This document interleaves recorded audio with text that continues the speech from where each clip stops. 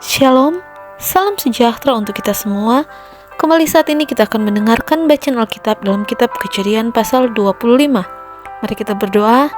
Bapa kami, dalam takhta kerajaan surga, kami puji dan muliakan Engkau senantiasa. Kiranya kuasa Roh Kudus-Mu menuntun kami sehingga apa yang kami dengar dapat kami mengerti dan kami hidupkan dalam kehidupan kami hari ini. Ampuni dosa kami, dalam nama Yesus kami berdoa. Amin. Kejadian pasal 25, keturunan Abraham dari Keturah. Abraham mengambil pula seorang istri namanya Keturah. Perempuan itu melahirkan baginya Zimran, Yoksan, Medan, Midiam, Ishbak, dan Suah. Yoksan memperanakan Sheba dan Dedan. Keturunan Dedan ialah orang Asyur, orang Letus, dan orang Leum. Anak-anak Midian ialah Eva, Efer, Henoch, Abida, dan Elda. Itulah semuanya keturunan Keturah. Abraham memberikan segala harta miliknya kepada Ishak, tetapi kepada anak-anaknya yang diperolehnya dari gundik-gundiknya ia memberikan pemberian. Kemudian ia menyuruh mereka, masih pada waktu ia hidup, meninggalkan Ishak anaknya dan pergi ke sebelah timur, tanah timur. Abraham meninggal dan dikuburkan. Abraham mencapai umur 175 tahun, lalu ia meninggal. Ia mati pada waktu telah putih rambutnya, tua dan suntuk umur. Maka ia dikumpulkan kepada kaum leluhurnya, dan anak-anaknya Ishak dan Ismail menguburkan dia dalam gua Makpela di padang Efron bin Sohar orang Het itu. Padang yang letaknya di sebelah timur Mamre, yang telah dibeli Abraham dari Bani Het. Di sanalah terkubur Abraham dan Sarah istrinya. Setelah Abraham mati, Allah memberkati Ishak, anaknya itu, dan Ishak diam dengan dekat sumur Lahairoi. Keturunan Ismail. Inilah keturunan Ismail, anak Abraham yang telah dilahirkan baginya oleh Hagar, perempuan Mesir, hamba Sarah itu.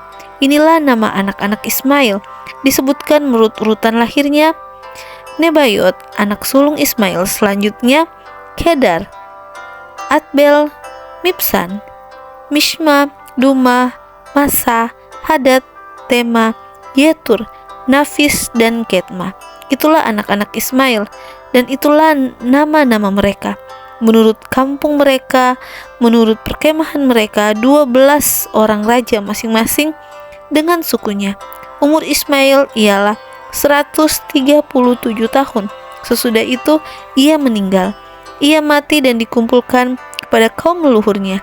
Mereka itu mendiami daerah dari Hawilah sampai Syur, yang letaknya di sebelah timur Mesir ke arah Asyur. Mereka menetap berhadapan dengan semua saudara mereka. Esau dan Yakub. Inilah riwayat keturunan Ishak, anak Abraham. Abraham memperanakan Ishak, dan Ishak berumur 40 tahun ketika Ribka, anak Betuel, orang Aram dari padang Aram, saudara perempuan Laban, orang Aram itu, diambilnya menjadi istrinya. Berdoalah Ishak kepada Tuhan untuk istrinya, sebab istrinya itu mandul. Tuhan mengabulkan doanya sehingga Ribka istrinya itu mengandung. Tetapi anak-anaknya bertolak-tolakan di dalam rahimnya, dan ia berkata, "Jika demikian halnya, mengapa aku hidup?" Dan ia pergi meminta petunjuk kepada Tuhan. Firman Tuhan kepadanya, "Dua bangsa ada dalam kandunganmu, dan dua suku bangsa akan berpencar dari dalam rahimmu. Suku bangsa yang satu akan lebih kuat dari yang lain, dan anak yang tua akan menjadi hamba kepada anak yang muda." Setelah genap harinya untuk bersalin, memang anak kembar yang di dalam kandungannya.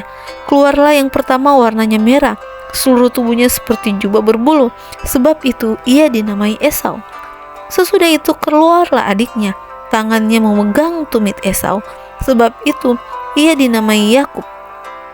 Ishak berumur 60 tahun pada waktu mereka lahir. Lalu bertambah besarlah kedua anak itu. Esau menjadi seorang yang pandai berburu, seorang yang suka tinggal di padang, tetapi Yakub adalah seorang yang tenang, yang suka tinggal di kemah. Ishak sayang kepada Esau, sebab ia suka makan daging buruan, tetapi Ribka kasih kepada Yakub. Pada suatu kali Yakub sedang memasak sesuatu, lalu datanglah Esau dengan lelah dari padang. Kata Esau kepada Yakub, "Berikanlah kiranya aku menghirup sedikit dari yang merah-merah itu, karena aku lelah." Itulah sebabnya namanya disebutkan Edom. Tetapi kata Yakub, "Jualah dahulu kepadaku hak kesulunganmu." Sahut Esau, "Sebentar lagi aku akan mati. Apakah gunanya bagiku hak kesulungan itu?" Kata Yakub, "Bersumpahlah dahulu kepadaku." Maka bersumpahlah ia kepada Yakub, dan dijualnyalah hak kesulungannya kepadanya.